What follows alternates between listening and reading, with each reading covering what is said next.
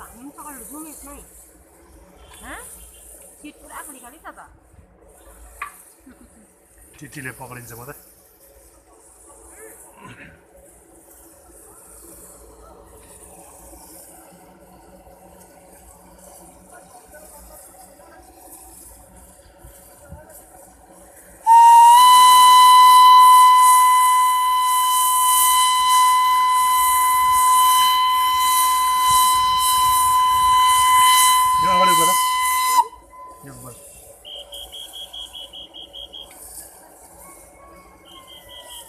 तिमी बस्दा गर ल